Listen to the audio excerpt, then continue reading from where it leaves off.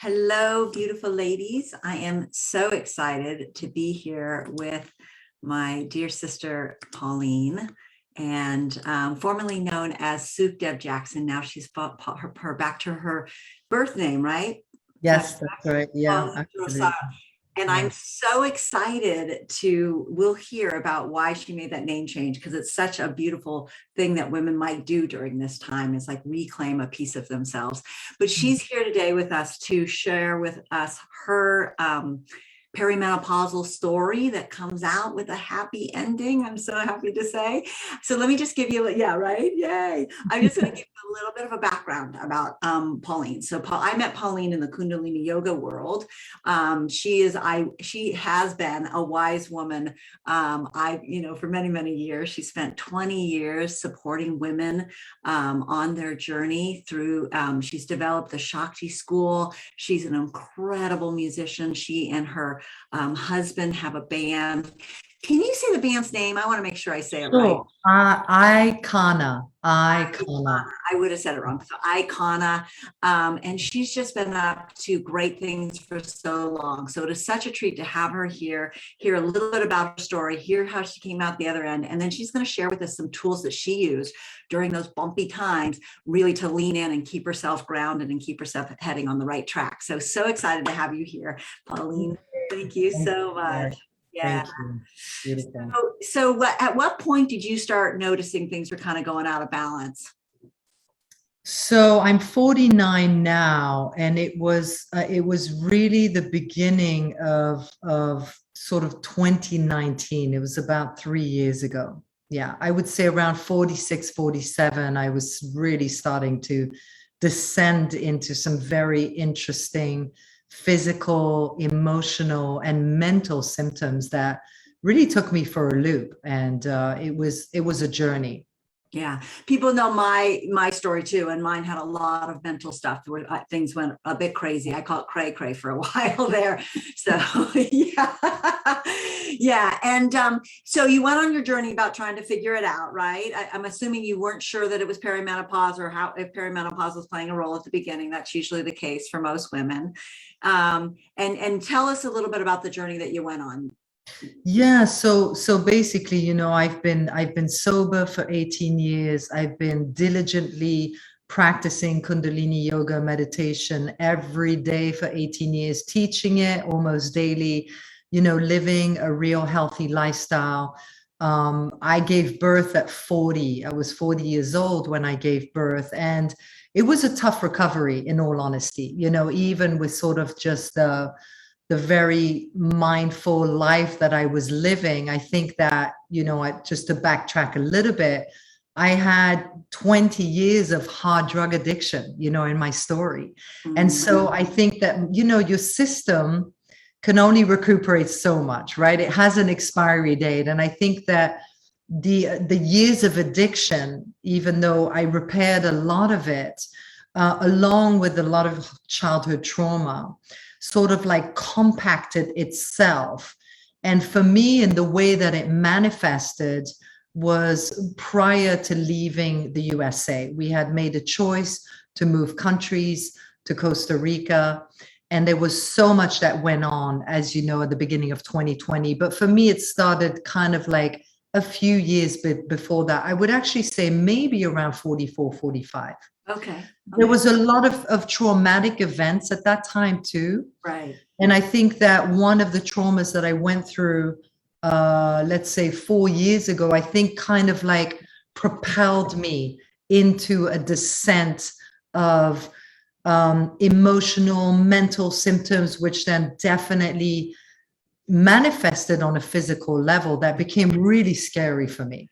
Yeah. Yeah. And one of the things that I want to remind the ladies is that what you're describing, Pauline, is that combination of stress on the body, right? And I know you end up finding some physiological stuff that was going on too. So we'll talk about that. But when the body's under a lot of stress during this time, our ovaries are starting to produce less and less of estradiol. And then our body is starting to lean more on estrone. But estrone is made by the adrenals.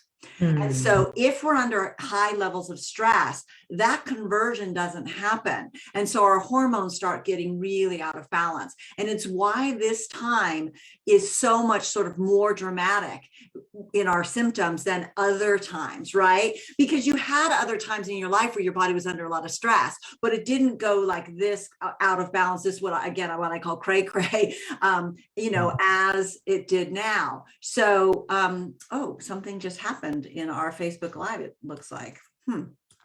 Okay. Well, give me 1 second. Let's see what happens. Okay, it still says we're on. It shows, it says the video is ended. So, but it still says we're live. So stop live stream. No, it still says we're live. We're going to go with it. And I'm going to, just in case, I'm going to go ahead and start recording. Just give me a second. I don't want to run the risk of missing juicy stuff. So it says on Facebook that we were ended, but it says we're still live. So I'm going to record us. And if anything happens, ladies, I will put the video in Facebook. So stress, right? So you're describing you were going through a really stressful time, and that just really throws this hormonal imbalance off. And when that's off, now we're in this vicious cycle, right? Where everything's out of balance and we can't figure it out. And then if you add in kind of any health physical stuff, now we can really go into super imbalance. And that's perimenopausal syndrome. So perimenopause is normal. We all go through perimenopause. It's when we're in perimenopause that we hit a lot of stress on our body that we go into perimenopausal syndrome. And perimenopausal syndrome is the crazy part, right? So that's why I loved when you said to me, I don't even feel like I'm in perimenopause anymore. No, you're in normal perimenopause. This is what it should be like. Right? Not that other thing that we both did, right? Yeah, right. That makes, Cari, I mean, that is like a lightning bulb going off for me, what you've just said. Yeah. Because I spent years, really feeling like mentally I was making these symptoms happen because, I had a lot of early childhood trauma, big trauma. And one of the threads and the themes that I've dealt with my whole life is I don't feel well. I don't feel well, and pushing myself to sort of like make an amazing life happen, which I'm good at, but a lot of the theme was like, something's wrong with my body.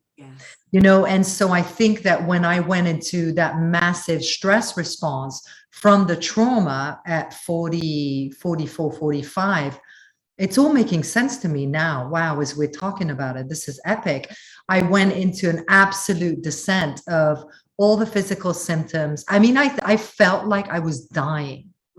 I felt I had so many moments where I'm like, I think I'm dying, like the brain fog, like the not ability to remember, like I'm going to the kitchen for something and I can't remember why I'm here. It was so scary. And then feeling so unwell and dizzy and nauseous and always hungry and not sleeping. I mean, it was hell. It was hell. And I have so much compassion for myself now. Nice. I love it. Thank you. Yes. The level, I think that where I got to as well is I was in such a panic about what was going on in my body. And because my husband's so spiritual and everything's energy and everything's spiritual, and that's a lot of what we're fed through, like, being hardcore into a yoga lineage, that, you can resolve it in the energy field. And then, this whole like dogma around the new age sort of world that we're all, infiltrated with, was having me not wanting to look at the science, not wanting to deal with the facts of like, okay, I just went through a huge trauma. I'm under massive stress. I have a 9-year-old girl who's super fiery. I work full time.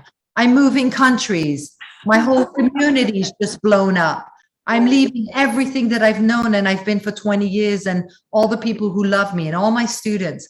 All of that together would definitely cause this explosion that I went through for, really 4 years. Yeah. And interestingly enough, if you'd done that at 20, you would have noticed stuff, but it wouldn't have been the same blow up, because again, we're going through this major shift. And when the hormones get thrown off because of the stress, then the hormone imbalance themselves becomes a stress on the system, and you end up in this vicious loop that goes round and round.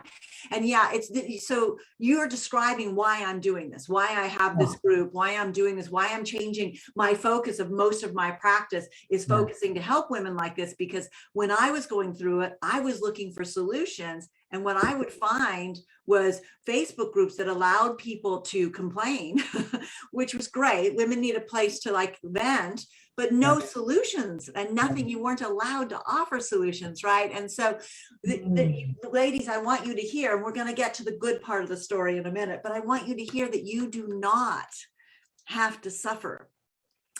You can balance yourself back out. It's this I just was conversing with somebody and they go, no, I don't have any questions. I'm just experiencing. They gave this long list. And I'm like, you don't, I said, what do you do? Who's supporting you with that list? You don't have to be suffering, right? There are ways to get your body balanced out. You just have to know how to take the right steps. So I know for you, we did a little bit of work together, but you kept on that journey once you moved to Costa Rica, and you ended up finding sort of a key source point. Once you were out of all the stress, you're living in a beautiful place now, I know. And what was it that you found for you that was the missing piece? Like you were dealing with all the life stress, but what was the missing piece for you? I think that it's a number of things, right? It's never like one thing. It's not one supplement or one thing. It was really, first of all, my will, like my desire to be well, to show up for a life that I love with my husband, with my daughter, and my work and my students.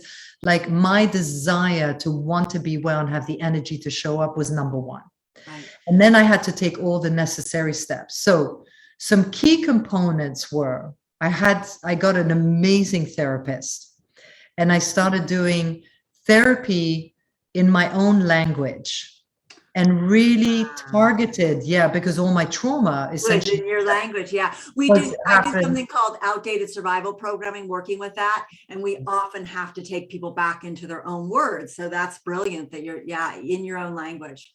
Yeah. And so in my own language, I started doing this deep therapy focused on healing the trauma and sort of like bit by bit uncovering. I was in session 3 times a week for a year. Wow. That held me through the cray time. Right. I don't know what I would have done without like that holding. Okay. Diet became, I'm in the Kundalini yoga lineage. Obviously, it's promoted to be vegetarian. I'm a no blood type. And I realize today I eat protein almost twice a day, and it works fantastic for me. And I had to surrender to that. I had to surrender to, I need meat, bottom line. And when I eat meat and I eat tons of green and I eat some carbs, I feel great.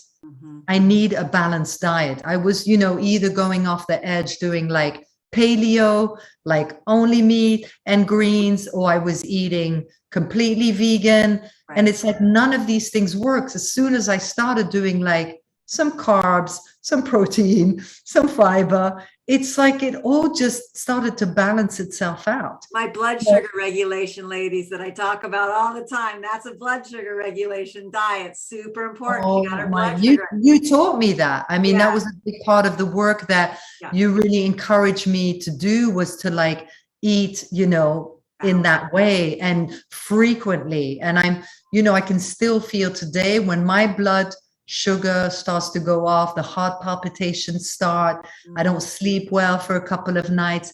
But what I found is I can regulate myself within a day or two. Nice. And then I'm right back on track. And that is fantastic. That is fantastic. So the mental work, the mental, emotional work, the food. Yes. For me, daily practice of some kind of breath work, meditation, and moving my body is essential, huge. Yes. I have to work on my mind every single day, and I do that. The fourth thing is, and it's kind of new, I took on doing something that was completely brand new. I really started to feel and that my body got weak. My body just didn't feel strong. It didn't feel vital. I was actually sitting on my butt too much, doing too much meditation, too much like light yoga. And I needed to like get out in nature, walk. And now I surf. Like surfing is my jam right now. I went this morning for like an hour and a half. I love your arms look so strong. I can see it. It's so amazing. And the surfing is like encouraging me to get strong in my legs, to get strong in my arms. So I started doing Pilates a year ago. That's been fantastic. Nice. I started cardio, and now I'm weight training because I'm realizing that, you know, and this is through some other research, that I need to build some muscle mass. I'm about to hit 50, and my legs, when I don't work them for a couple of days, they're just like soggy legs. Right? Yeah. It's so like the arms, you know, you start getting that thing. Exactly. You know, it's like I'm like 4 days not working my arms, and all of a sudden I'm like, oh no. Exactly. I got your number, you know. And it doesn't have to be much. I literally do a cardio workout, which is 10 minutes in the morning. Yeah. On it, I do like a little YouTube video, and then my friend has this bunch of weights, and he's a total weight trainer guy, and he's shown me like 2 postures with just some like 10-pound weights of like squatting down. You know, it's working the whole body, not like one muscle isolation. It's actually working the whole body. It's called, I think he said, compound training, something like that, where you're holding a weight and you're working the whole body. To cut it short, is basically building muscle mass. And I think that there is a correlation between like having strong muscles and having regulated hormones, right? Yes, definitely. Right? Yeah. And did you also find an immune challenge that you had? Didn't you find you'd been exposed to? Oh my God. I had, you know, the herpes virus, and then I came here and I got mold toxicity, and my body, that's when I felt like, okay, I'm really dying. Yeah. And then, you know, you put me on the colloidal silver, that started to help. I got out of the mold source. Right. And within a couple of months, and then I got so determined. I was like, I literally have faced the edge of death. Like, that's how I felt. I felt so bad. I felt like, you know, my mother, just to share real quick, my mother took her life when I was 6, and my grandmother when I was 7.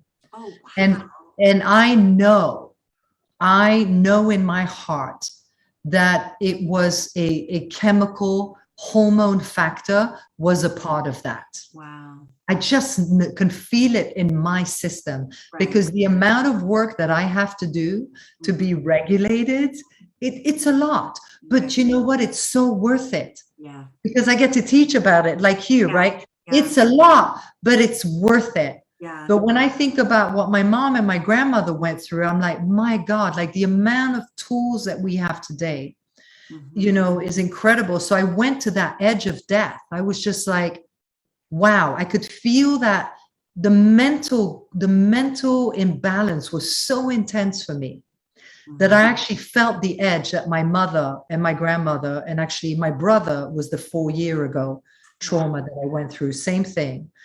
I felt that edge, and I went to that edge, and I know that it was something to do with my hormone imbalance and everything that was compounded all together.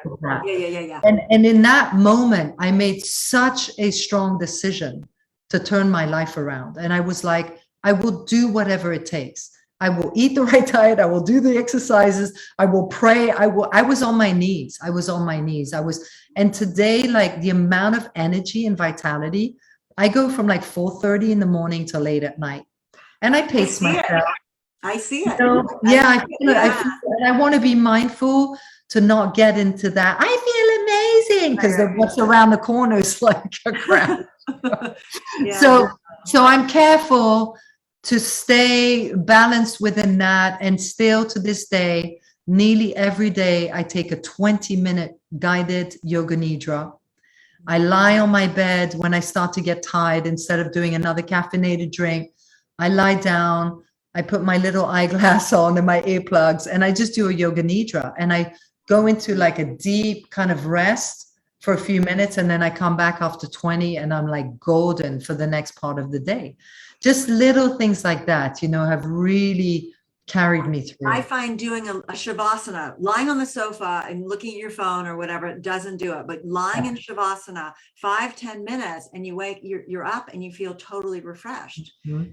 Yeah, so I love it. So getting those bodies moving, getting them strong, right? There's so Huge. many things that does as far as flushing toxins out, keeping your liver so that it's got it's not getting gunked up, right? Supports the adrenals in a healthy way because it asks the adrenals to do a little work, which helps them get stronger, and then they go back down.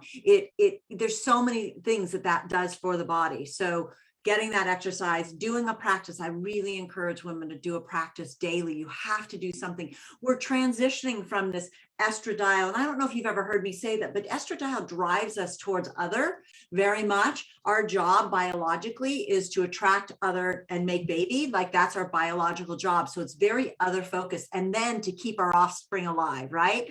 All other focused.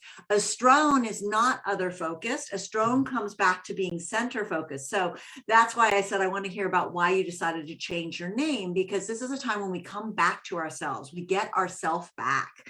And it's such a powerful time for women where we really get to say, what do I want to do? How do I want to give? Not hormonally driven to give, but how do I want to give? And we do that from our core and our center rather than from being, you know, out here focused on the rest, taking care of the rest of the world. So you came back to your birth given name. What was that? What was the part that said it's time to come home to that? Yeah. Beautiful. I love that. Estradiol and estradiol. Estrone, yeah, estrone. And estrone has got one in the word, and estradiol has two. And I love that because it's very much the energy of the hormones. Estradiol is very much like out, out, out. Because what I said biologically, whereas estrone, our role is changing. We're stepping into the wise woman, whether that's the healer or the leader of the tribe, or whether that was the midwife or what, you know, the herbalist. But we're coming back into that. We're coming into a new role. Men's hormones don't change like this.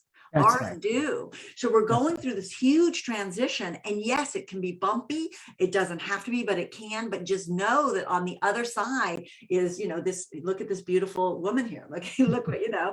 The other side is this reclaiming of self. So you have reclaimed your name, and what was the motivation for that? Yeah, it was, you know, it was such a journey of releasing the past, releasing, you know, this attachment to this practice and this community of Kundalini yoga that I've been so deeply immersed into for 18 years, that I so identified, and that kind of became, you know, as a teacher and a leader in that community, it almost became an ego that really had me a mask. And, you know, I had a mane down to my butt, you know. You did. I remember when you cut that off, right? And I, you know, part of the name change, a returning, it's not a change, it's returning to my birth name. And cutting my hair was like, I want to relate more to myself as an infinite being, and not as this identity that I've created through healing myself and then teaching through my story, right? It became a prison. Just like veganism, 10 years of veganism became a prison. Right. It all just became a prison. And I said, I can no longer be so focused on my external appearance and on how I look. And, you know, I'm also a musician, so, and a performer. And I can no longer be so focused on like who I am as a teacher and getting the next course out and getting more students. It just became so within everything that I was going through. And my brother, you know, leaving the planet, and just like feeling like I was really carrying the destiny of my lineage forward with my daughter and this amazing, beautiful husband and daughter that I have, and what we've created together. Yeah. Wow. You know, this new generation, this new lineage. And it was like, it's time to honor. It's time to honor all of it. It's time to honor where you come from, who you are, and step into that power. It's time to forgive my father and my brother and my mother and my grandmother. It's time to just bring it all home, bring it all together and claim it and stand in the center of it. And not try to be like some yogi that's never even been to India, but that's practicing like an hour and a half every day. Like be who you are. Like you want to eat meat, you want to dance like a wild banshee, dance like a wild banshee. And now I do all of it, Right. Oh, I love it. This is exactly, you are epitomizing exactly what's happening for women during this time. It's like we get to come back to being ourselves because we don't have to attract anymore. And that can be for us, that for some women, that's like, hey, wait, why am I not getting the same attention? But it's a freedom. We don't have to do that anymore. We're not being driven to do this anymore. So I love it, Pauline. Thank you so much. Yeah, so amazing. So you have an offering coming up that I wish I was like drooling over. And it's a retreat.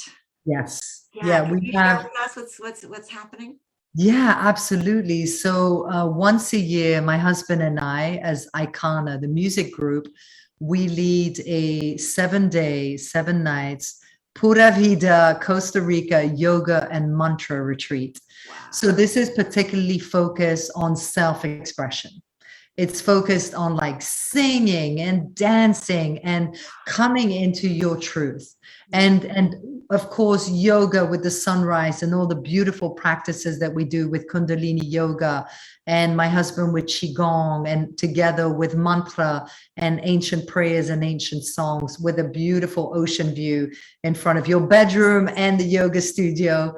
And it's just going to be a fabulous. We have very few spots left, but totally open. If you have any questions, reach out to us. It's March 19th, so it's 4 weeks away. Right. March 19th to the 26th. And by the way, it's totally safe to travel to Costa Rica right now. It really is. You might be hearing this, that, and there, but we're barely nobody's even really talking about the big 19 here. It's safe. We're feeling safe, and we're taking also all the safety measures to make sure, that everybody's feeling like safe. Yeah. So we have a beautiful offering, and I love this work, and I love being in community. I think it's a time of community, and it's a time to kind of like leave the known and leave the busy schedule. And I think that what really was the healer for me in coming, not having the perimenopause syndrome, was start to do things that were out of the norm, like going surfing, like dancing every day, even though I was a dancer, but I stopped dancing every day, eating what I want, eating as much chocolate as I want. I just started doing what my heart called for. God, and I'm just having this memory of the last time that I saw you. Like I was like, it was in this house, and I was at the bottom of the barrel. Like I was like, I think I can make dinner. All right. Like now, a few months later, it's just such a different reality. So really encouraging all of you to, stay connected, stay in sisterhood. Yes. Get the support from Cari. She has such amazing knowledge, and she's really helped me on this journey. And come on retreat with us and have come on retreat with them. And her husband Akka is lovely, lovely, lovely in his own right as well. So having the two of them together, oh my goodness, and they're both amazing musicians. So gosh, if I was like, as I'm listening, like, could I somehow get there? Yeah. So I don't know exactly technically what happens. So Pauline, what I'm going to ask you to do is go ahead and send me the links, because I might have to put the video up, and if I have to put the video up, I'll put the links. So send the links to that. She also has the Shakti School, and the Shakti School is a school for women. I think you're on a little pause with that right now. Is that true? Or are you still? No, we're still doing offerings. Like I have an offering next Thursday called Celebrating the Masculine, and we'll be doing another women's circle training with Kundalini yoga in April. So we're moving a little slower right now, just because we're still in transition, but we're still active, offering free events every month. And I did a women's circle with her in Topanga live, and it was such a treat and such a gift. So if you know anytime you can participate in one of her offerings, please do, because you're going to be really gifting yourself. Well, I hope to see you down in Costa Rica soon. You know, we closed on the land, so we'll have to get down there sometime.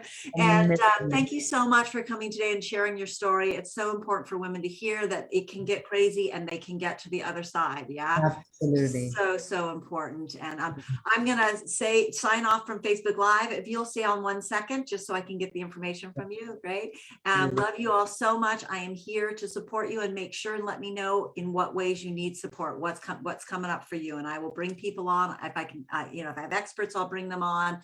I'll share what I know about whatever you're going through to get you balanced out during this time. Sending you all so much love. Much love. Blessings.